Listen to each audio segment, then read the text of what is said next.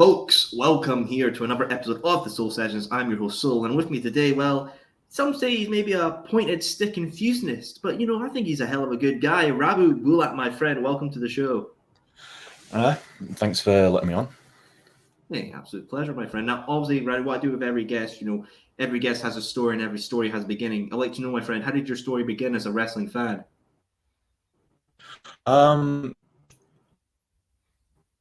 Probably like several instances during my childhood where I might have seen it on television, but the most distinct one for me happens around beginning of 2001 when my family first got Sky Television. It happened to be like flicking through some of the channels on a Saturday morning, and I saw an episode of SmackDown. I think I actually distinctly remember it was Kurt Angle and Vince McMahon. They were just like talking. And the first match ever was Jericho, X-Pac, martial arts, and just X-Pac, these like spin kicks and roundhouse kicks and all that stuff, just kind of caught my attention, and it just kind of like went on from there. And ironically enough, straight after that match, it was a hardcore match with Raven and the Big Show. So yeah, you could safely say that my wrestling style was pretty much set from that day onwards. Hey, if it's iconic and is able to cement itself in your mind, then it did something right, obviously. But obviously that kind of era, hardcore title, you immediately think to good old ECW. Some people say the cornerstone of that extreme style of wrestling. And for my first exposure to ECW was through the Fall and Rise ECW documentary that's on the network. I want to know, Radu, for yourself, that documentary, do you think it's maybe integral to being an opening point for ECW? It can be, but you have to understand that I actually have that DVD somewhere in my collection. Somewhere it's like around one of these things. I've got like this like big box full of DVDs, wrestling DVDs, and all the stuff that I've not watched for years. It was a good introduction to people who weren't familiar with the ECW product, but like a lot of things produced by the WWE, it was sanitized. Like it didn't mention necessarily how the promotion was first started. It didn't mention all the legal troubles that they got into. Didn't mention any particular wrestlers on the undercard who have like some interesting stories in and of themselves. And they kind of glossed over a lot of things. But for the most part, it is a good introduction to ECW as a whole. But if you want a good introduction to the ECW, you should do the one which I had. I had a mate who had a couple of VHSs, which he actually ordered online during the days when there wasn't Amazon. My first introduction to ECW was as actually a series of VHS tapes. It was Barely Legal 97, always a good introduction. Hardcore Heaven 98, and Living Dangerously 9. Definitely all good. Obviously, it's a good spot of viewers like. Hey, fair dues indeed, pals. And I think with ECW as well, it is a very historic company with what they done. I mean, heck, people all these years later still chant those 3 letters. And you mentioned obviously there WWE maybe glossing over some parts of the history of it. What for you, Radu, is maybe the integral parts of ECW's history that should be learned by wrestling fans?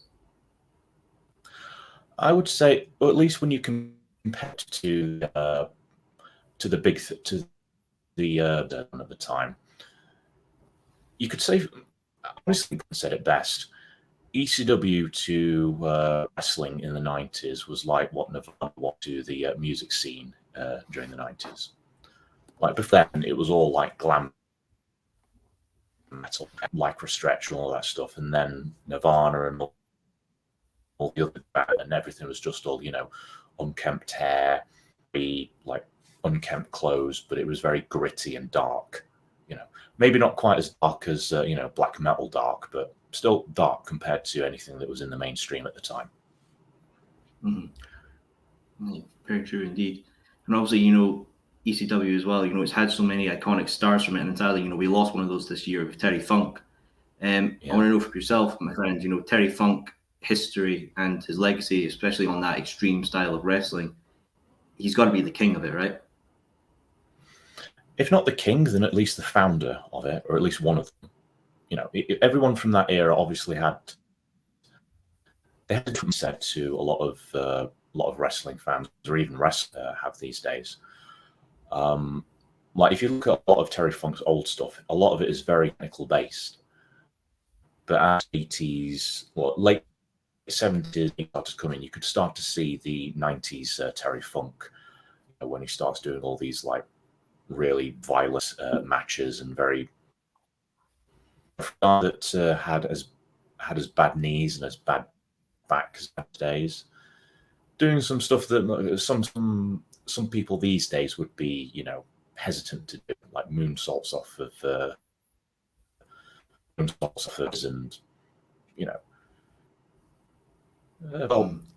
the best example I could probably give for a 90s Terry Funk match would be the No Rope Bars in 1997.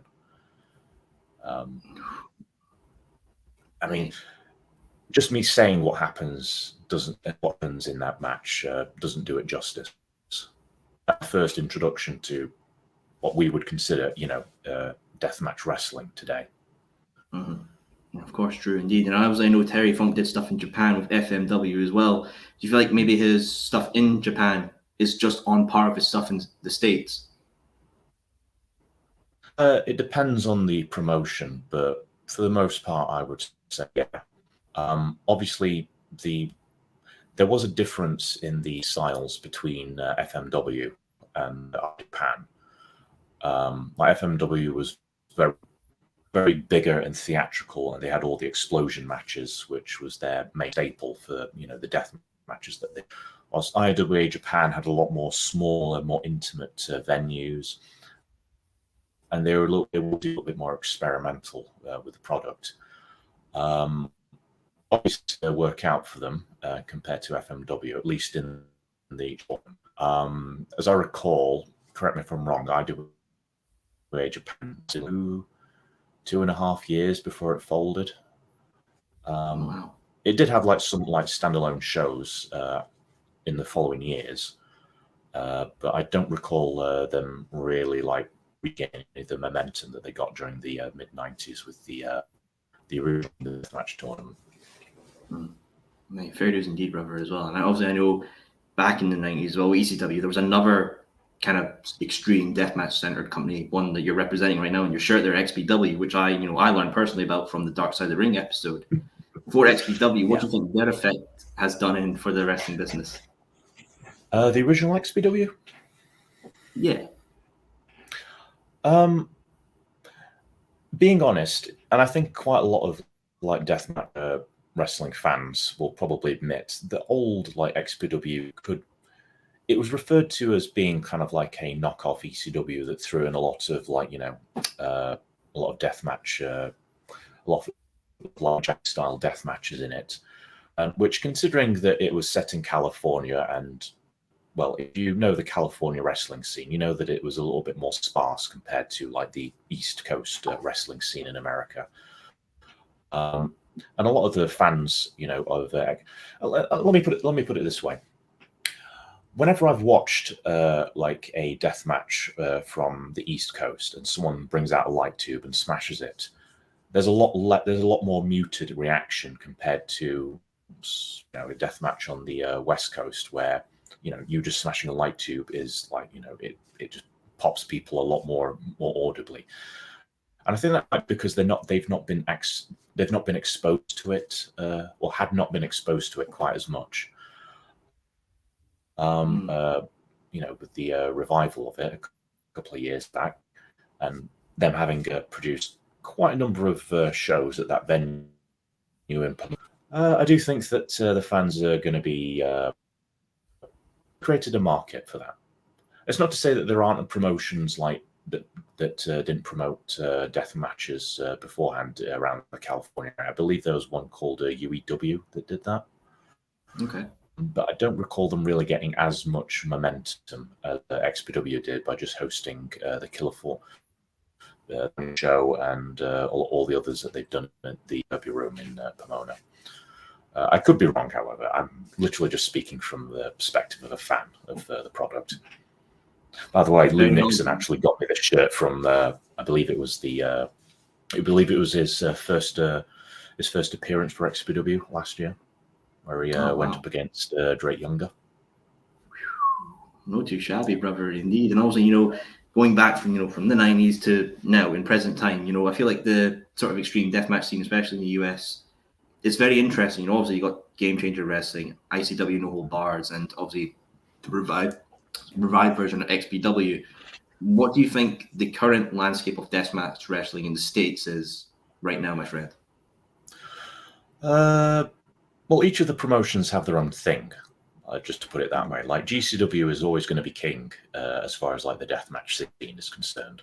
Some people might disagree with that, but it's hard to deny with the amount of shows that they put on, per year, and the amount of like the variety of talent that they have, and also the names that they have as well, that they aren't, at least not in the top three, then, definitely in the top 10 promotions in America right now.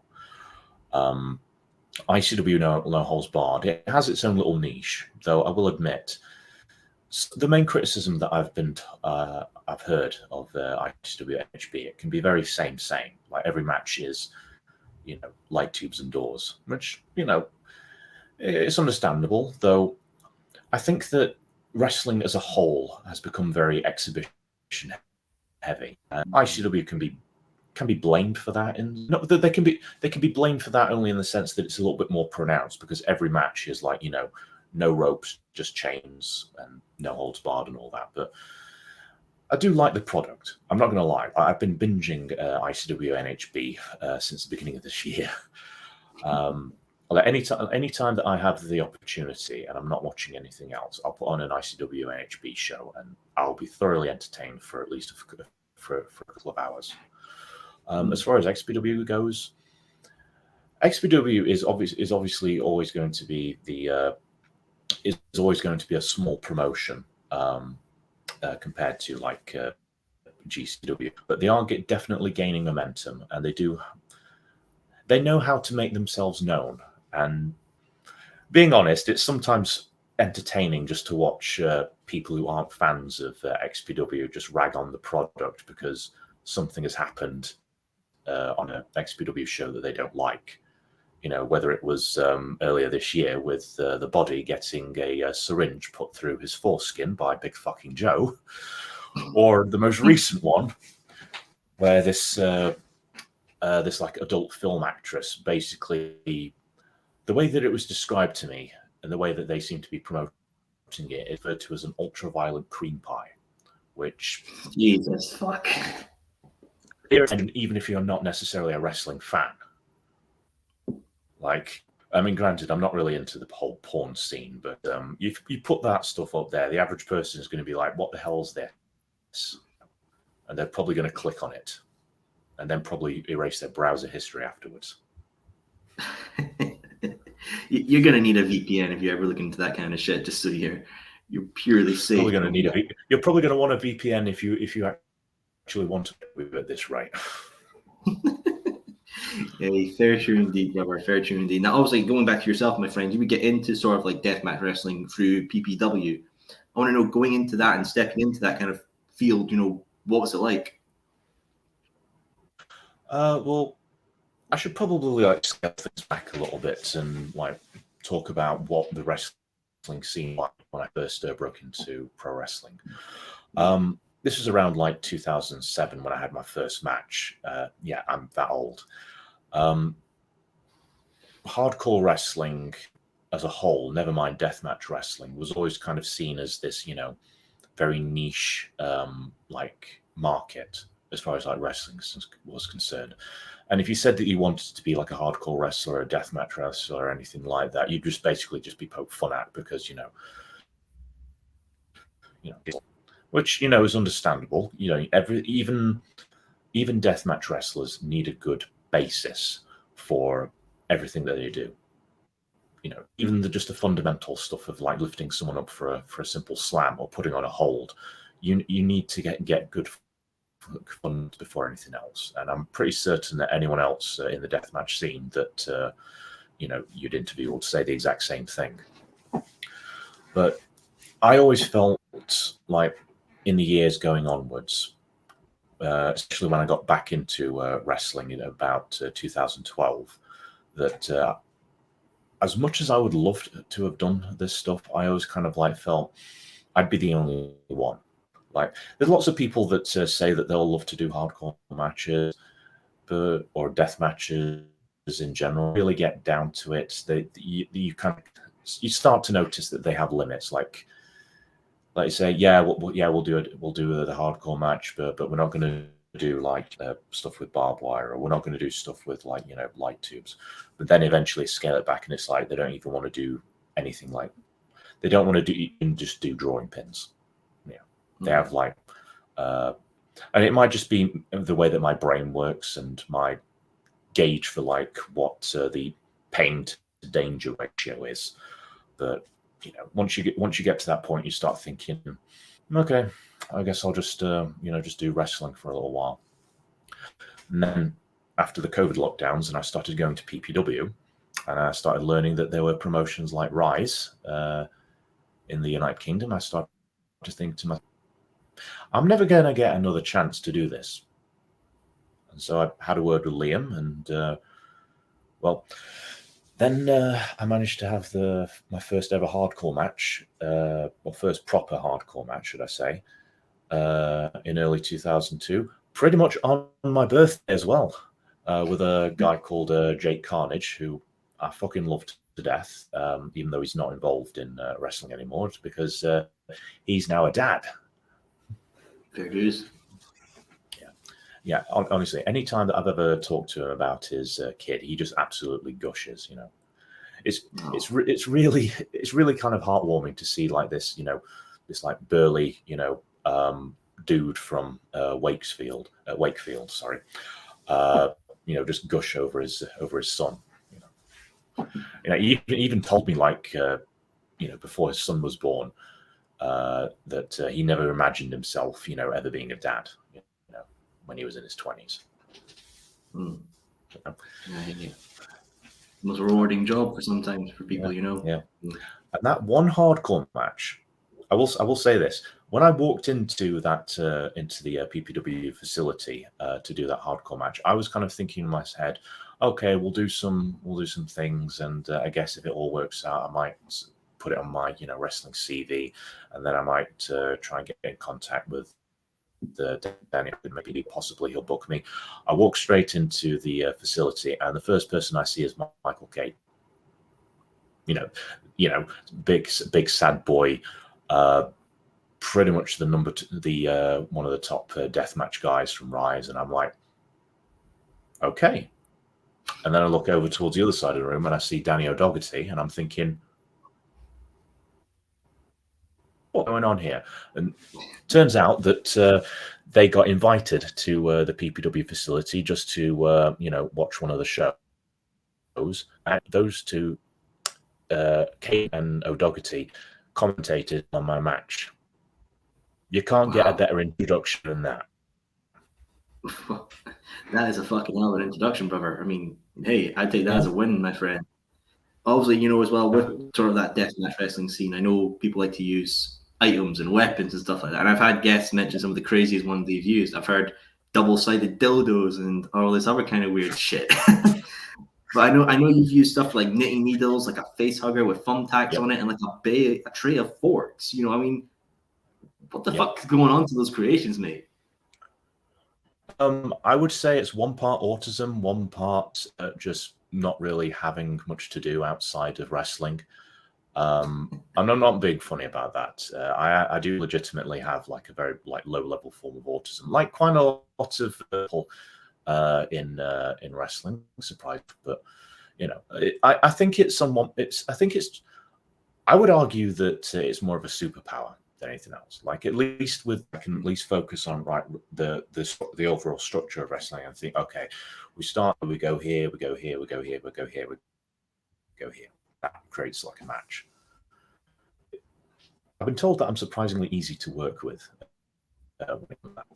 That's just the things I've been told. I think I overthink them, you know. No, hey, fair dues, brother, indeed. And obviously, I know as well. Like, I want to know: is there maybe a type of weapon or item you would not want to use in a ring? I was actually talking with Big Joe and a couple of other guys, heading up to Edinburgh about this. I think I can narrow it down to maybe maybe three things. First one, you know, the thing you try to build to stop pigeons from like coming over and creating nests. They were used in a match between Takeda and Marcus Crane, and Takeda's used them again on occasion. Yeah, I can't see him using them because it just seems like there's just no way to get, like there's no way to land on them properly in you, you know. Mm-hmm. Which, you know, depending on how like it's metal, so there's just no way that you can gimmick that. So I just kind of thought, yeah, maybe. Second one, number 2 pencils. The match that Pondo had with Toby Klein at TOD 4, where Pondo basically got pieces of graphite under his skin, which made him sick for a week. And he said repeatedly in interviews that he keeps that piece of graphite in a little bag, just to remind himself and to remind everyone that number 2 pencils, not good. Absolutely not good. Also, there was an incident in Russia for the promotion that Nabiev does matches for. I think it's called Blood and Sand. There was one of his mates who ended up getting like at least 3 number 2 pencils lodged in him. Like there was even like a point where he had to go to the hospital and get it like surgically removed. And he showed a picture on his on whatever the Russian equivalent of Facebook is, where it was about like maybe the size of my fingernail here, about that much graphite from a pencil. Yeah, number 2 pencils definitely don't want to use. I wouldn't even use them to like stamp people with, you know. God. And the last one, which I think any sane human being can understand, I would never use a live animal in a match. Yeah. Because you're going to get the RSPCA or any other like agency like that down your neck, and you're going to get, you know, sent to prison. And B, I just think it's cruel to involve, you know, to distress an animal like that. I mean, yeah, there might be some like, you know, there might be some novelty to the idea of being involved in like a scorpion death match, but you know, animals aren't good workers, you know. It's not like me and Big Joe could like go to, like, if we're booked into a scorpion death match, we can't exactly go to the scorpions and like say, Scorpion, I'm Radu, this is Joe. We're going to be doing a spot in the match where we're going to be kind of like, you know, trying to push each other into the tank. So when that happens, can you just like rise up your pincers and just make it out to see like you're going to try and like pinch us or something like that. And, you know, the Scorpion's not going to go, works for me, brother, or anything like that. It's not going to happen. Hey, fair play. Maybe give them a bit more paycheck. You know, they might compromise and let you do something there. There's probably someone out there in the business that's a veterinarian or like an animal trainer by trade. But even then, I don't think that it would be a good idea. You know. No, hey, let's avoid that and put that in the locker box of dream matches. Let's just put that in the box of fuck no. A very fucked up box indeed as well, my friend. But obviously, Radu, I know you've held titles, and I know you held your first single title in 2018, if I'm correct, my friend. Yeah, around 2018. Actually, a match. It was actually a belt that signified that I was the best technical wrestler in that particular promotion, which is kind of ironic still. Oh, well, I mean, who knows? Maybe you could go for the Ring of Honor Pure title next, my friend. I'd be lucky to even be allowed to buy a ticket for it, which I actually did quite a long while ago.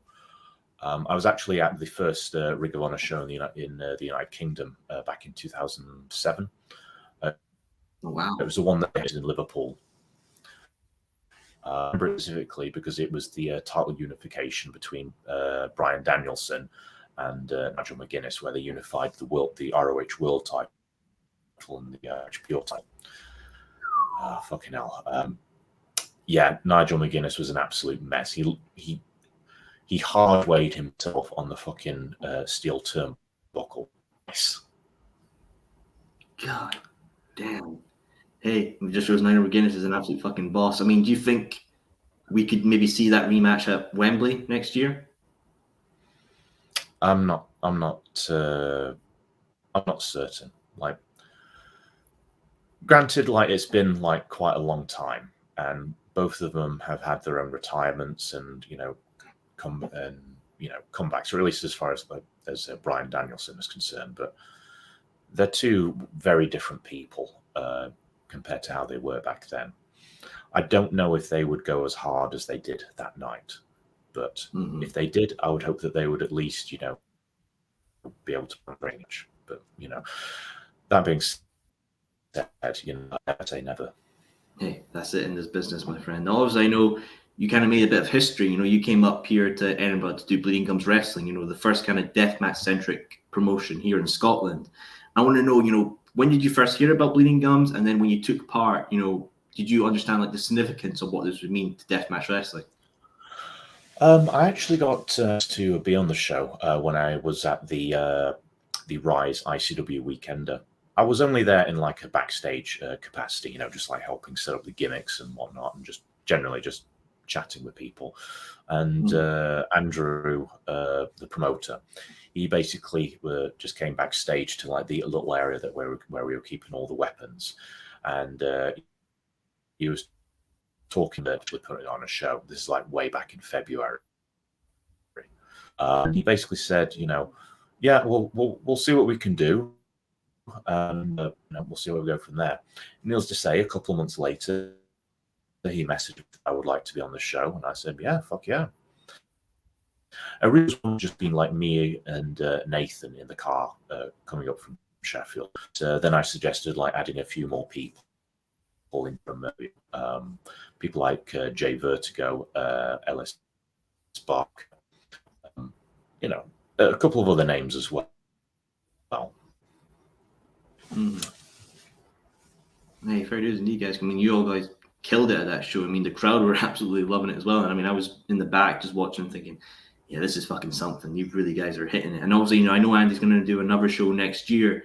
I wanted to know, Radu, besides yourself, obviously, hopefully coming back and being a part of it, is there any other talent you would love to see be a part of that show?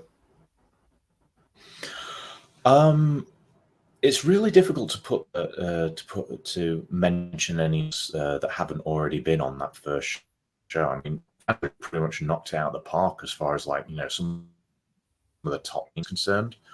And I wouldn't want to. You kind of put me on the spot with this one, to be honest. Yeah, I know. Honestly, I'd love to see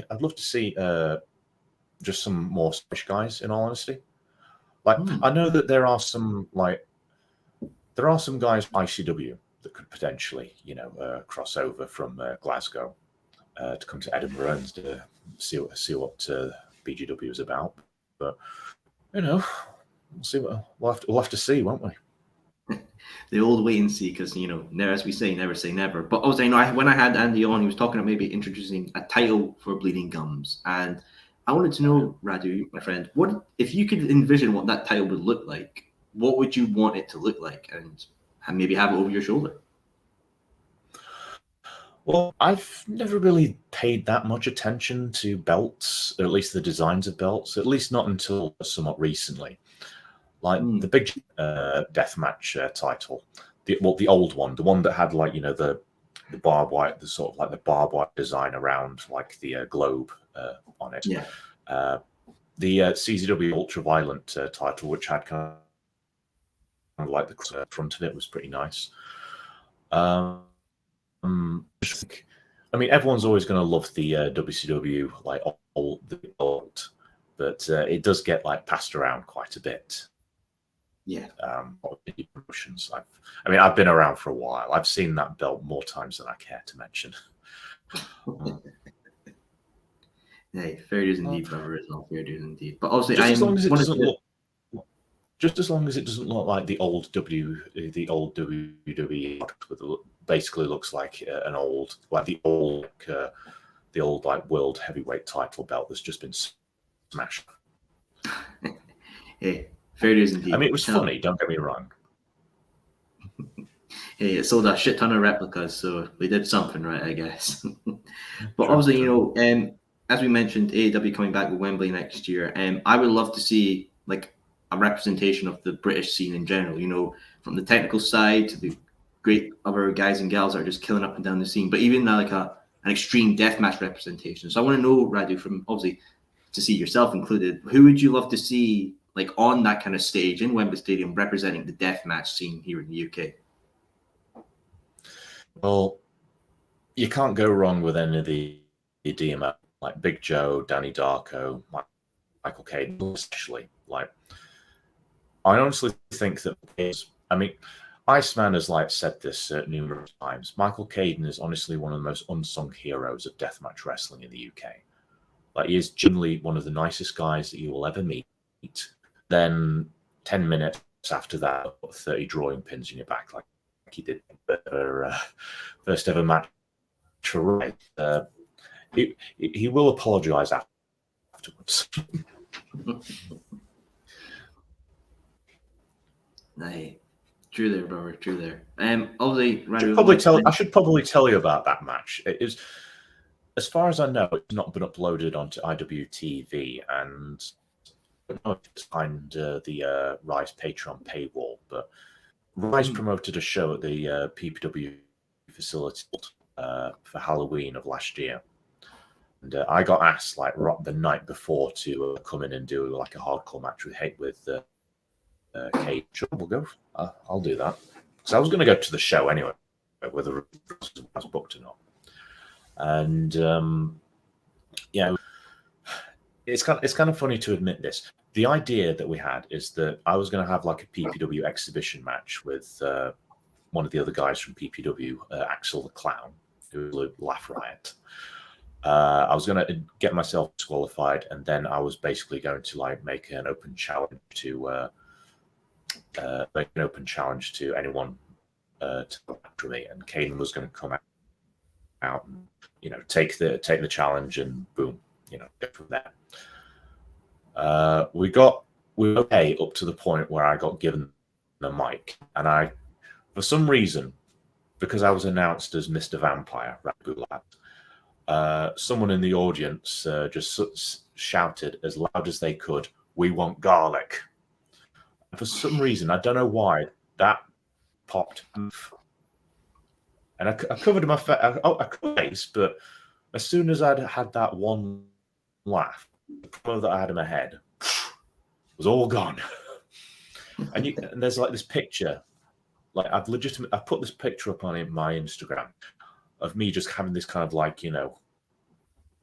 this oh shit look in my face, because the promo had just it was just gone. So I was like, okay, got to be professional.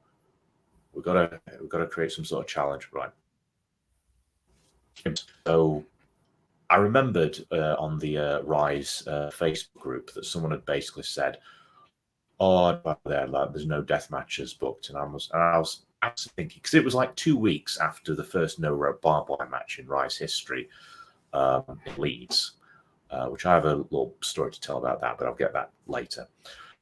And I think I used that in my promo. I just basically said, "Yeah, so I didn't came here to do death matches, but unfortunately, death matches booked on tonight. But there are hardcore wrestlers over towards Caden, and we worked our way through, and we got straight into the match." Now, I was told ahead of time it was going to be a pots and pans affair, just to ease me into the whole thing, and just give Caden an idea of what I'm like to work with.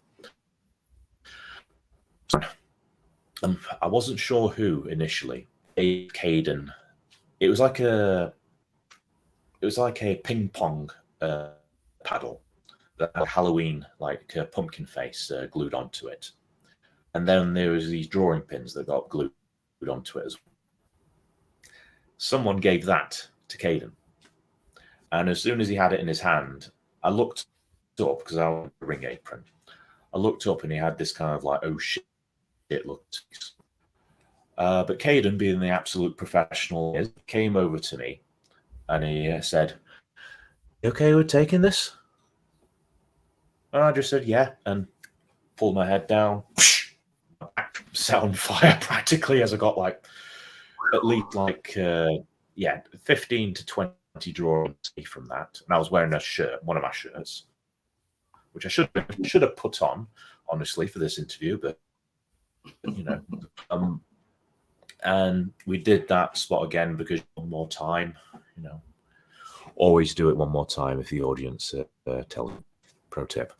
Anyway, I got at least 10 more drawing pins stuck in my back. Through the match, I took his falcon arrow through this like widescreen television that was propped up on a pair of chips. That's the second time that I've been through a television. And yeah, the match went off okay. And Caden came up to me during the interval after I went to see the medic, and I loved the picture that was in Liam took of my back. Yeah, like a pumpkin shaped, dots of drawing pins. Yeah. And yeah, Caden came up to me and said, "I'm sorry about that." And I just basically, and I was already, to be fair with you, after having taken that, I needed a couple of pints of red stripe and a slice of cake. I was happy after that. And it was after the show I actually found out who gave it them. I thought it might have been the DMO fan crew, Danny Douglas and his mates. But no, they pointed it out to the Irish couple that comes to each and every death in the United Kingdom. I think you might have Lee and Lucy. I thought it was fucking awesome. So I just went over to fucking awesome. Thanks for that. Hey, there's one thing I can say about deathmatch wrestlers. You guys are dedicated to your craft. Absolutely. Oh yeah. You mentioned a story about something in Leeds. Yeah, I got to know about that. What was that about? Yeah, interesting story. In PPW, there's this guy called the Music Man. If you watch some of the PPW shows, he's basically, the best way I can describe him is he's kind of like an Elvis impersonator character, like sort of like a honky tonk.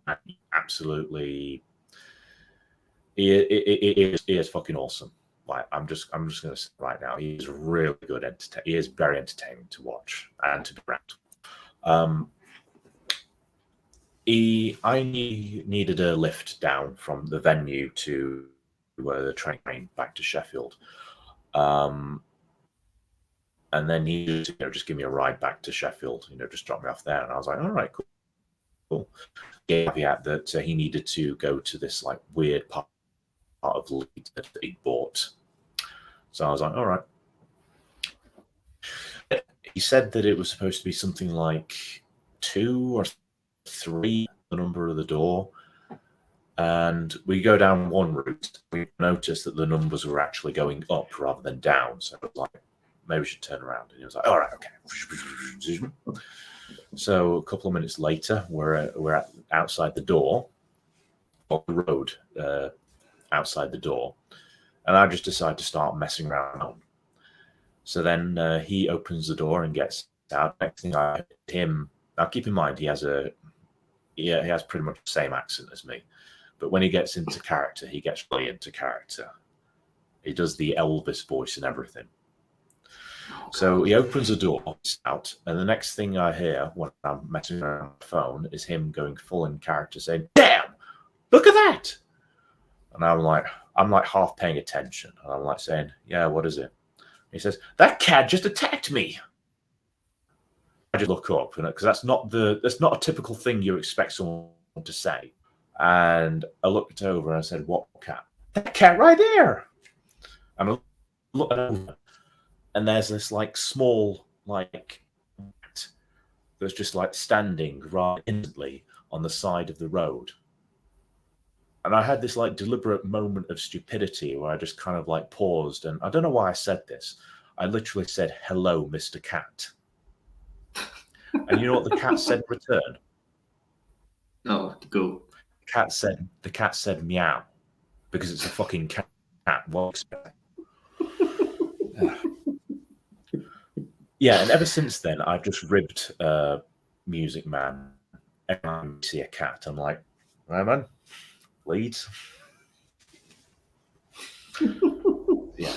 Oh my god, that's what I love about the deathmatch scene. Even inside or outside the ring, you never know what stories you're gonna have turn up.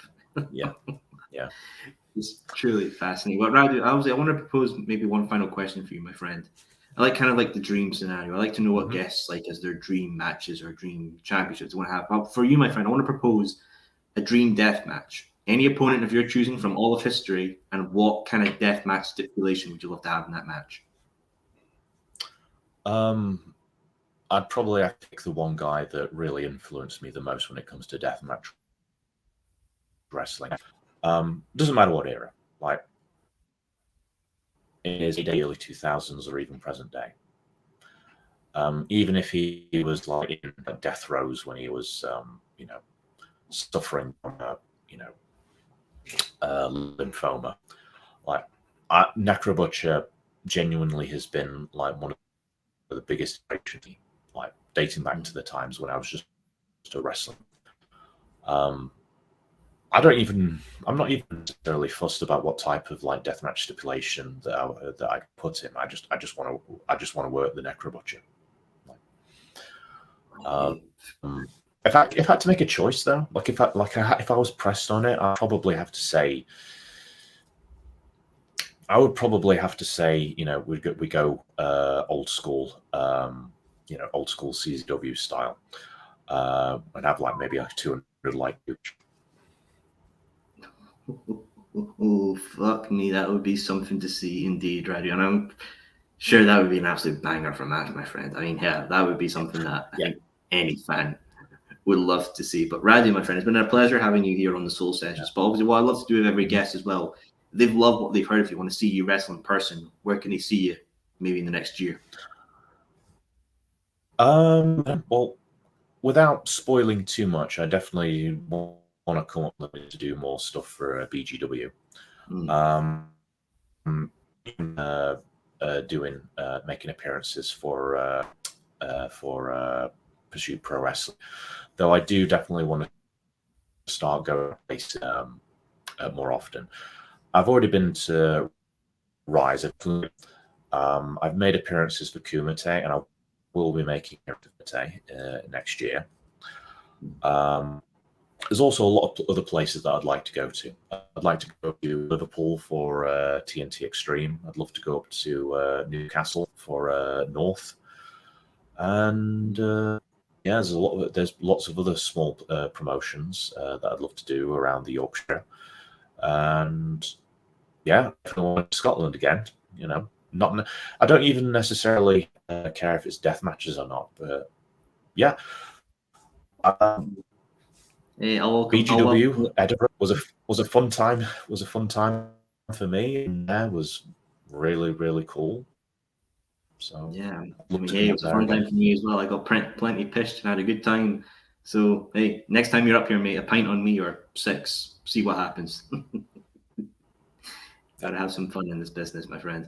Well, obviously, if folks have heard what they love of Radu, you can find Radu's Instagram link in the description of this video. Click there, follow his journey. Folks, thank you for tuning in for another episode of the Soul Sessions. I would say the whole YouTuber stick, but we've been around since 2005. I'm not going to bother. Thank you, folks. Remember, stay well and stay humble.